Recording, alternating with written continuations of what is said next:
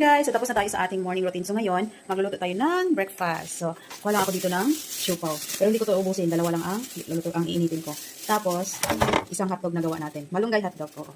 So, steam lang natin. So, ayan, nagpainit ako ng... nadala. Nadala ito saglit.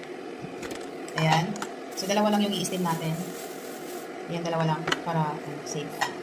Ayan. Siyempre, ibalik natin itong isa dito sa ref. Para may ano. And then, itong isang hotdog.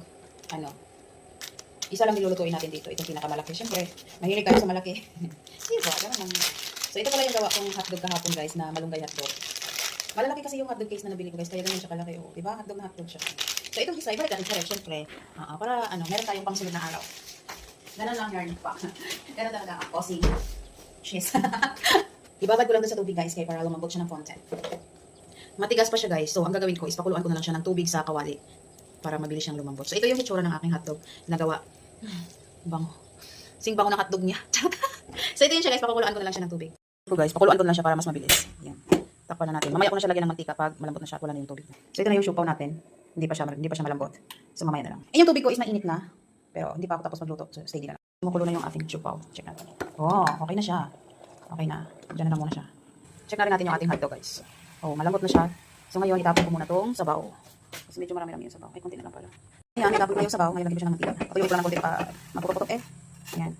So, kasi yung prito. So, ngayon, lagyan siya ng oil. Ayan. So, ito yung ating homemade na malunggay hotdog.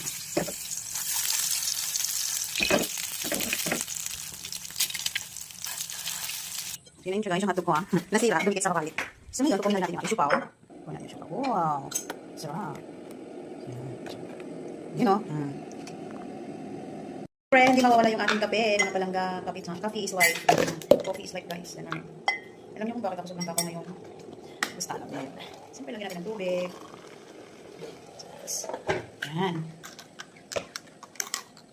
And siyempre, para more social, fresh milk. Social. Buot na pag mo.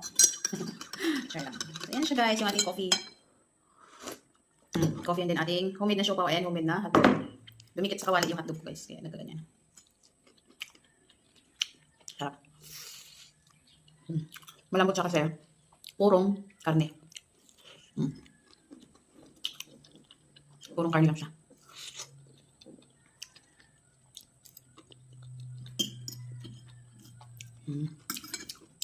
Na-freezer ko na ng 2 gabi. Ganito yun. Na-freezer ko na siya ng 2 gabi, pero super lambot pa rin siya. Walang pagbabago. Thank you for watching. Bye!